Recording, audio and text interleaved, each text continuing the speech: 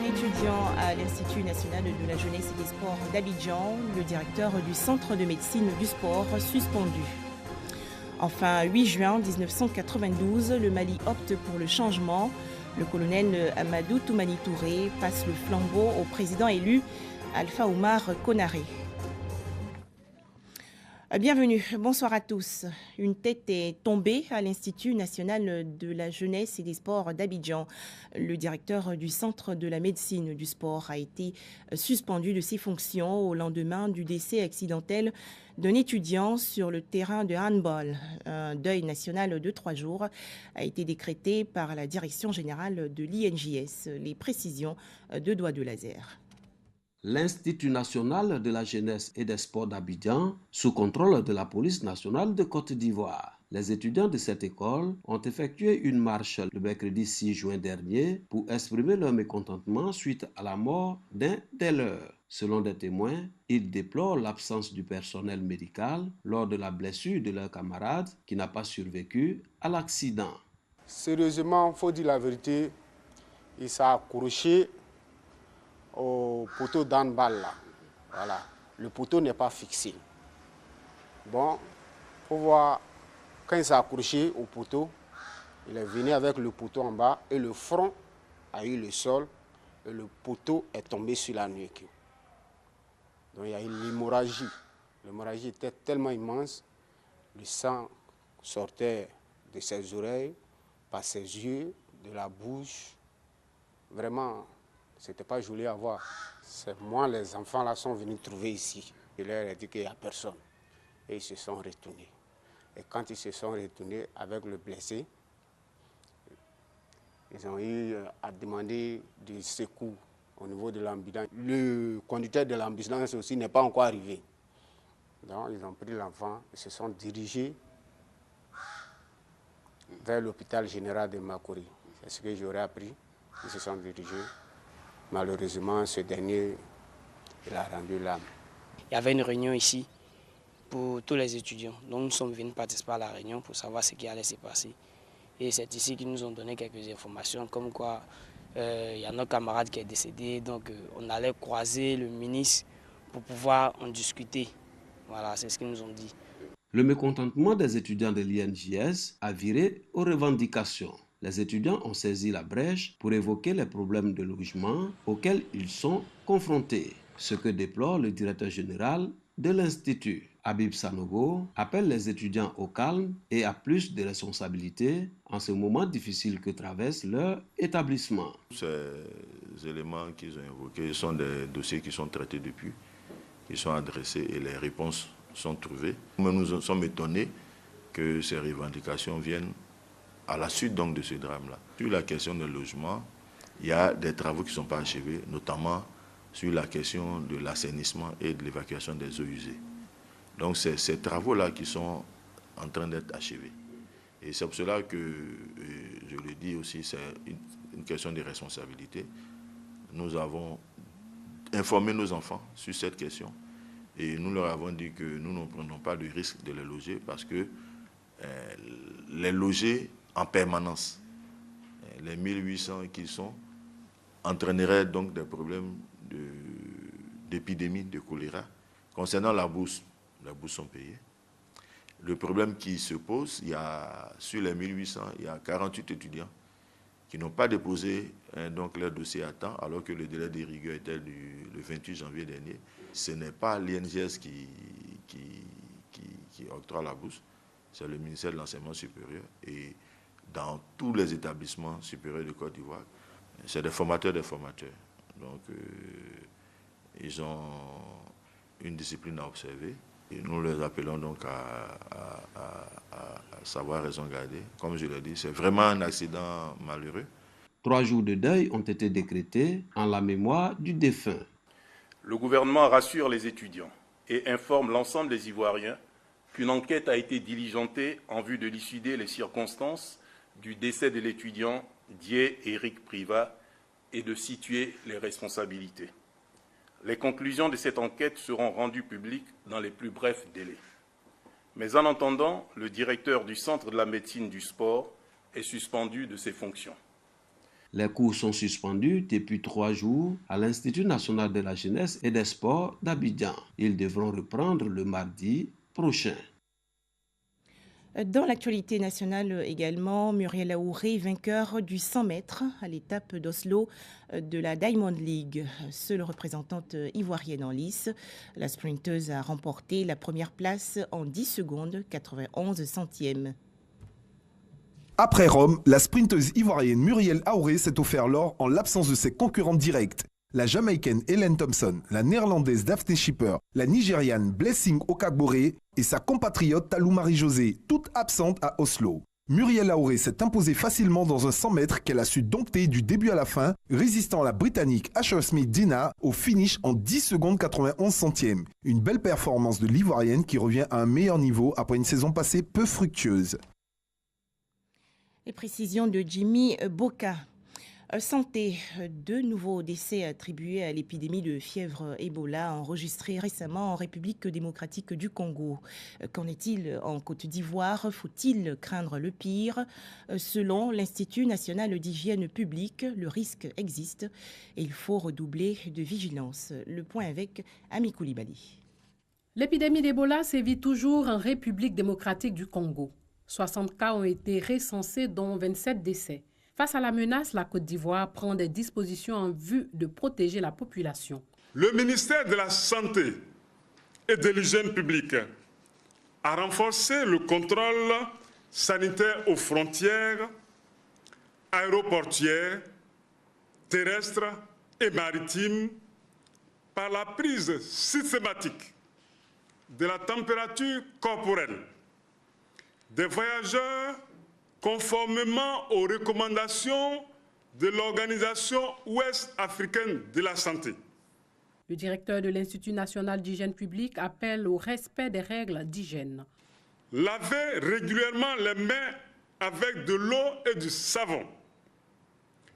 Consultez le centre de santé le plus proche en cas de signes évocateurs de la maladie, notamment la fièvre, les maux de tête ou les saignements, etc. Nettoyez avec de l'eau, de javel, les espaces contaminés par les sécrétions des malades. Évitez de toucher, de transporter et de consommer les animaux trouvés morts dans la forêt. Selon l'OMS, le risque d'épidémie reste faible pour l'instant au niveau mondial. Cependant, il est très élevé en République démocratique du Congo et dans les pays limitrophes. C'est une première. Le Conseil de sécurité des Nations Unies a sanctionné hier 6 chefs de réseau de trafiquants de migrants en Libye. 2 ressortissants érythréens et 4 Libyens ont ainsi vu leur compte gelé. Ils sont également soumis à une interdiction de voyager. Et pendant que des trafiquants subissent des sanctions, certains migrants sont heureux de retrouver leur pays. 153 ressortissants ivoiriens vivaient dans des conditions difficiles en Libye. Ils sont rentrés hier à Abidjan. Ces personnes ont été accueillies à l'aéroport Félix Houphouët-Boigny par les responsables de la Direction générale des Ivoiriens de l'extérieur et de l'Organisation internationale pour les migrations. Ils espéraient rejoindre l'Europe. Mieux avoir et mieux être, ce au prix de leur vie. Mais hélas, leur chemin sera raccourci. Ils ne vont s'arrêter qu'en Libye. Aujourd'hui, ils sont 153 personnes, dont 28 femmes et 4 enfants, qui rentrent à la maison avec l'aide du gouvernement ivoirien et l'Organisation internationale des migrants. Toute une mise en place à leur arrivée pour faire renaître l'espoir et la confiance. Sur les visages se lit la joie, mais également l'inquiétude. Comment reprendre la vie après des années d'absence? À cette question, une réponse préconçue. La Côte d'Ivoire dispose déjà de stratégies pour la réinsertion socio-professionnelle des migrants. C'est une politique qui va se poursuivre en rapport avec nos partenaires internationaux. Et comme d'habitude, ces personnes qui reviennent bénéficieront, grâce au Fonds fiduciaire de l'Union européenne, un pécule de réinsertion à hauteur de 165 000 francs et des vivres aussi. Et puis en plus, il y aura un hébergement d'urgence de quelques jours. Et plus tard, la politique de réintégration se mettra en place pour les personnes qui remplissent bien entendu toutes les conditions de prise en charge par rapport à la réinsertion. À ce jour, le gouvernement ivoirien a fait rentrer de Libye plus de 2842 migrants. On faisait le point avec Ami Koulibaly. Jean-Pierre Bemba a quitté en appel aujourd'hui. La Cour pénale internationale a en effet annulé la décision de première instance après avoir relevé des erreurs dans le jugement, notamment dans la non-prise en cause des circonstances atténuantes. L'ancien vice-président congolais avait été condamné à 18 ans de prison pour crimes de guerre et crimes contre l'humanité. En Afrique du Sud, le procès de Jacob Zuma ajourné au 27 juillet prochain. L'ex-président sud-africain est poursuivi pour corruption et blanchiment dans une affaire de vente d'armes vieille de près de 20 ans. Enfin, 8 juin 1992, changement à la tête du Mali. Alpha Oumar Konaré est élu président de la République avec plus de 60% des suffrages à la fin de la transition démocratique conduite par le colonel Amadou Toumani Touré. Mais quel est le bilan du mandat du président Konaré? Les explications de Dangui Dangui. 8 juin 1992, au terme d'un marathon électoral, Alpha Oumar Konaré est élu président du Mali. Un an plus tôt, le 26 mars 1991, une partie de l'armée dirigée par Amadou Toumani Touré renversait le régime de Moussa Traoré, au pouvoir depuis 1968. L'arrestation de Moussa Traoré faisait suite à des mois de meute et de grève générale à répétition qui avaient débouché sur 3 jours de soulèvement populaire sanglant, les 22, 23 et 24 mars. Ordre de Moussa Traoré, l'armée avait tiré sur la foule des jeunes manifestants, faisant 112 morts et près d'un millier de blessés selon un bilan officiel.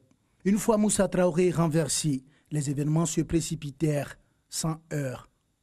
Le 27 mars 1992, Amadou Toumani Touré prenait la tête d'un Conseil national de la réconciliation, CNR, qui suspendait toutes les institutions et promettait d'aller rapidement vers un régime démocratique. Quelques jours plus tard, le CNR était remplacé par un comité transitoire pour le salut du peuple, composé de civils et de militaires.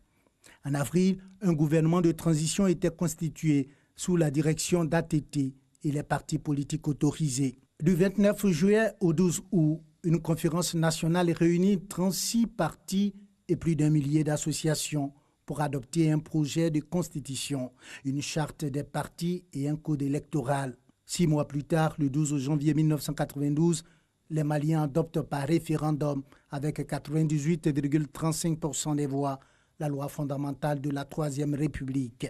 Dans la foulée, des élections législatives couronnent la victoire écrasante. 2 tiers des sièges du Parti de l'Alliance pour la démocratie au Mali, ADEMA, mené par Alpha Oumar Konaré. Enfin, le 12 avril, les Maliens se rendent aux urnes pour élire leur chef d'État. 9 candidats sont en lice, dont le chef de l'ADEMA, donné favori. C'est un militant syndical et associatif, un professeur d'histoire et un patron de presse. Fort de son image d'intellectuel ouvert et de panafricaniste convaincu, Alpha Oumar Konaré remporte 45,19% des suffrages au premier tour, devant Thioulé Konaté de l'Union soudanaise du Rassemblement démocratique africain. Le parti du premier président du Mali, Modibo Keïta, qui obtient 14,51% des voix. Le deuxième tour, le 26 avril, consacre sa victoire. Avec 69,02% des suffrages exprimés, Alpha Oumar Konaré devient, à 46 ans, le nouveau président du Mali.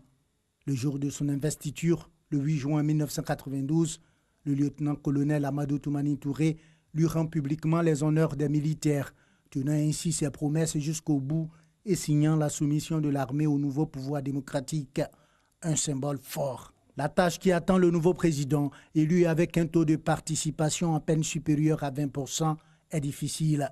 Il doit certes consolider la démocratie et redorer l'image de l'État après 30 ans de dictature. Mais dans l'un des pays les plus pauvres du monde, il doit immédiatement répondre aux aspirations de changement et aux revendications socio-économiques dont la population exige légitimement la satisfaction. Merci de nous avoir suivis. Excellente fin de semaine à tous sur RTI2.